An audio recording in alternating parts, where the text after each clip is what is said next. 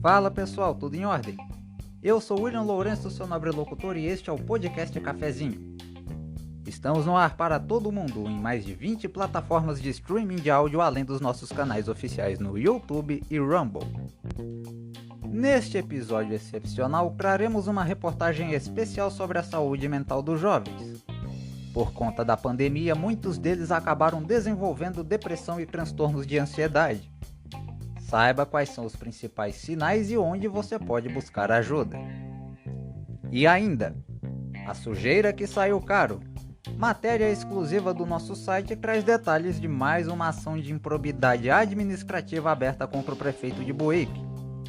Desta vez, existem indícios de superfaturamento num contrato para prestação de serviços de limpeza urbana no município do Agreste Pernambucano. Por isso, se você ficou até aqui, aproveite e tome um cafezinho com a gente. Trazido a você pela Anchor, o jeito mais fácil de fazer seu podcast. Baixe agora o aplicativo disponível nas versões para Android e iOS.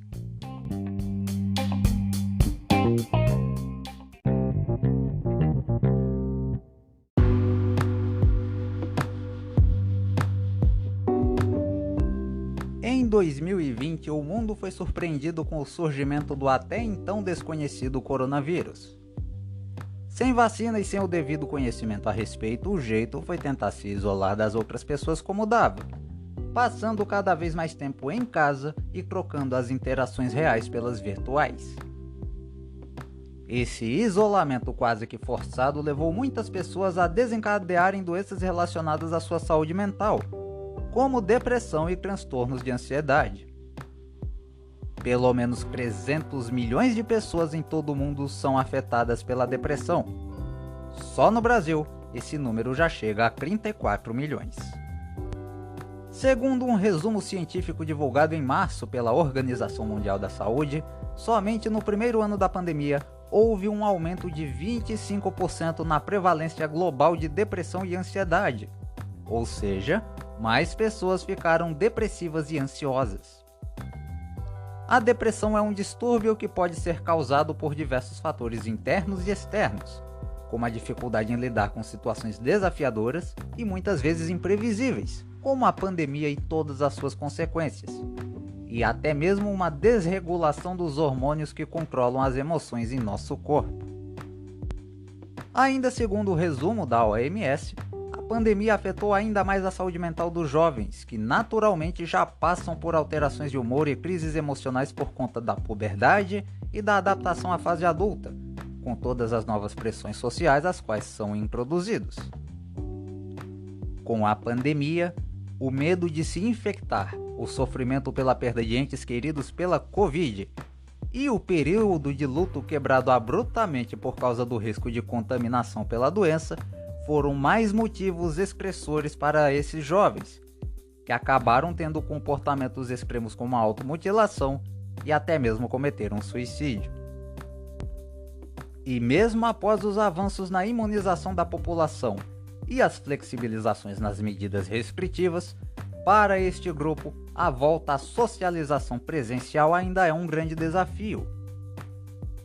Isso porque o tempo passado em excesso em frente às telas contribuiu para deixar alguns jovens ainda mais isolados, seja por conta das aulas remotas ou mesmo vendo vídeos em plataformas como o TikTok. Em geral, estes são os sintomas mais comuns de depressão em jovens: falta de entusiasmo, energia ou motivação, afastamento ou isolamento de atividades sociais, confusão ou dificuldade em tomar decisões, baixo rendimento escolar, problemas alimentares, insônia e distúrbios de sono, baixa autoestima ou sensação de culpa. Alguns abusam do álcool ou drogas e demonstram ansiedade ou medos antes nunca demonstrados e uma inquietação ou irritabilidade em excesso. Junto com estes sinais, ainda há o afastamento por parte dessa pessoa de qualquer relação social e ainda a perda do interesse e prazer em coisas, atividades e pessoas que antes ela gostava.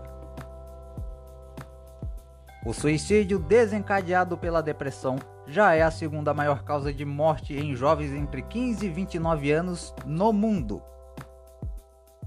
Existem alguns sinais que podem indicar esse risco.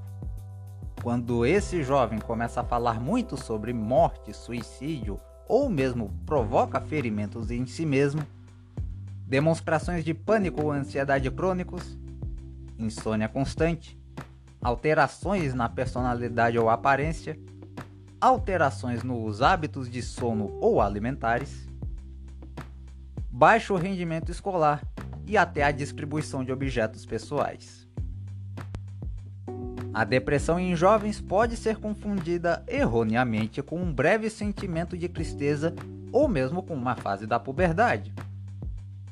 Porém, quando um desses sinais citados é detectado, é importante que os pais e responsáveis busquem tratamento, até porque nem o próprio jovem consegue reconhecer que está deprimido.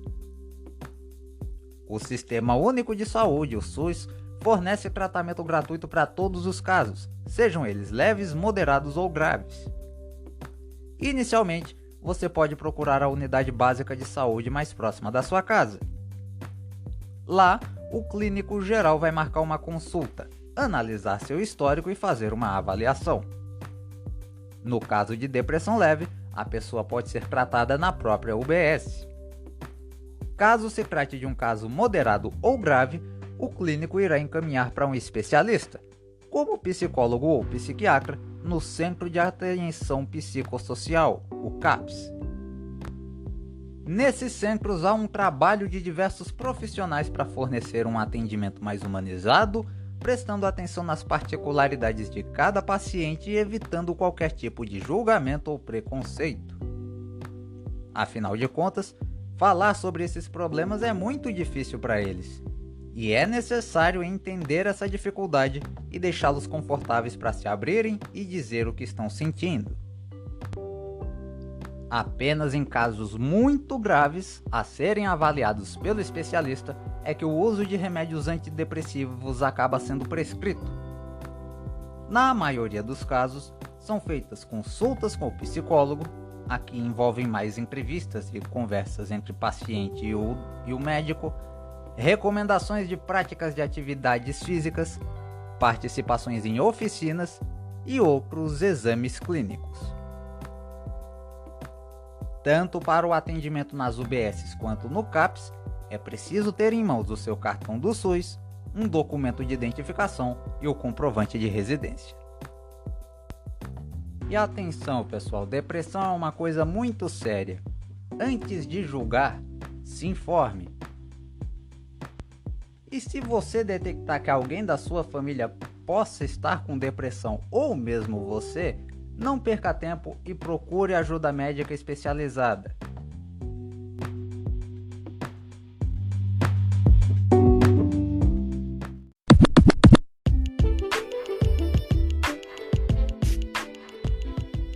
Nesta terça-feira, o site do podcast Cafezinho trouxe com total exclusividade mais uma reportagem a respeito das diversas denúncias e processos de improbidade administrativa abertos contra Arquimedes Guedes Valença do MDB, prefeito de Buíque, município do Agreste de Pernambuco.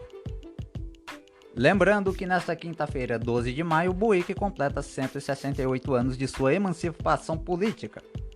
E se você quiser saber mais detalhes sobre os outros processos abertos contra Arquimedes, é só conferir depois o nosso especial Ninho de Cobras. A denúncia. Em 2007, o Tribunal de Contas do Estado de Pernambuco fez uma auditoria e constatou uma irregularidade em um contrato firmado com a empresa RR Galvão para prestação de serviços referente à limpeza urbana de Buíque entre os anos de 2002 e 2005. O contrato previa um pagamento à empresa muito acima do valor de mercado à época e para um município com o tamanho que Buíque tem. Esta auditoria apontou que o valor correto para o contrato, que estipulava os serviços por 1 ano e 8 meses, seria de cerca de R$800 mil. No entanto, a prefeitura, chefiada por Arquimedes, desembolsou mais de 2 milhões, causando um prejuízo exato aos cofres públicos de R$1.288.784,10. Arquimedes, vale lembrar, teve 2 mandatos seguidos como prefeito de Buíque, de 2000 a 2008. O Ministério Público de Pernambuco apresentou denúncia contra o prefeito em 2013 e a ação de improbidade administrativa foi aberta na Vara Única da Comarca de Buíque. As atualizações. Em 30 de março deste ano foi realizada uma audiência de forma virtual relativa a este processo na Vara Única da Comarca de Buíque. Arquimedes não esteve na audiência, mas foi representado pelo seu advogado Gabriel Landim de Farias. Nesta audiência, ocorreu a coleta de depoimentos das testemunhas. Era previsto o depoimento de 2 pessoas, mas uma desistiu de última hora e só foi ouvido Aldemir Guedes de Almeida Júnior. Aldemir foi secretário de Obras de Buíque entre 2005 e 2006 e é sobrinho do atual prefeito. O teor do depoimento não estava disponível no site de consulta processual unificada do Tribunal de Justiça de Pernambuco. Lá, também havia um link para conferir a audiência gravada, mas pelo fato da juíza responsável ter determinado nos autos a vedação da divulgação desta audiência, estas informações só serão disponibilizadas por nós com o devido aval do Poder Judiciário. As respostas. Ao recebermos a informação deste processo, o podcast Cafezinho entrou em contato com as assessorias de imprensa do Tribunal de Justiça de Pernambuco, do Tribunal de Contas do Estado de Pernambuco e do Ministério Público de Pernambuco para que pudessem dar algum esclarecimento a respeito desta ação. Durante a produção da matéria, o Ministério Público nos havia enviado a resposta. Eis a íntegra da manifestação do Ministério Público com algumas perguntas que eu fiz à sua assessoria de imprensa. Pergunta: a ação aberta em 2013 trata de um possível crime de improbidade administrativa cometido por Arquimedes. O Ministério Público pode dar mais detalhes sobre o teor da denúncia que originou esta ação?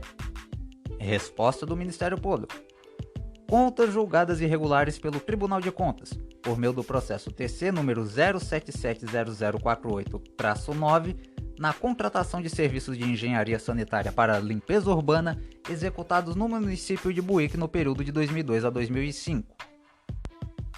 Pergunta: consta no site de consulta processual unificada do Tribunal de Justiça de Pernambuco que houve uma audiência referente a este processo no dia 30 de março deste ano e que os autos foram entregues em carga ao Ministério Público. O que isso significa exatamente? Resposta: trata-se de processo físico. Após a audiência, o processo foi remetido ao Ministério Público, que já se manifestou nos autos. Agora está na vara para sentença. Pergunta: quais os próximos passos do Ministério Público nesta ação? Se for possível, uma breve explicação sobre como funciona a tramitação destes processos será muito útil também. Resposta: o Ministério Público já apresentou as alegações finais. Aguarda-se agora a decisão judicial da Vara Única da Comarca de Buíque. Já na tarde desta terça-feira, quando a reportagem já havia sido publicada em nosso site, a Assessoria de Comunicação Social do Tribunal de Justiça de Pernambuco nos enviou a seguinte e sucinta resposta. Abre aspas. Encaminhamos a sua solicitação para a unidade onde tramita o processo. Assim que obtivermos resposta, retornaremos o seu e-mail. Fecha aspas.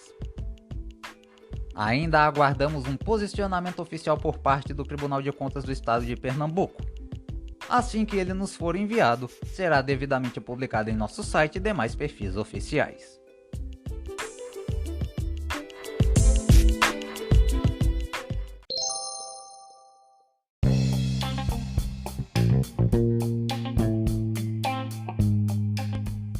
E assim nós encerramos essa edição do podcast Cafezinho, agradecendo a você que me ouviu pela audiência, paciência, carinho e confiança de sempre. E já o convido para a nossa próxima edição, porque será de número 50. Siga-nos em todas as nossas redes sociais. Basta pesquisar no Facebook e Instagram por Podcast Cafezinho Oficial e no Twitter por Pod Cafezinho WL. A você que nos acompanha pelo YouTube Rumble, aproveite e se inscreva no nosso canal. Saiba das notícias do Brasil e do mundo, bem como tenha acesso às nossas colunas de opinião e reportagens exclusivas no site podcastcafezinhooficial.blogspot.com. Eu tô indo embora. E a você que fica, um excelente dia e até a nossa próxima edição, a de número 50, hein? Tchau!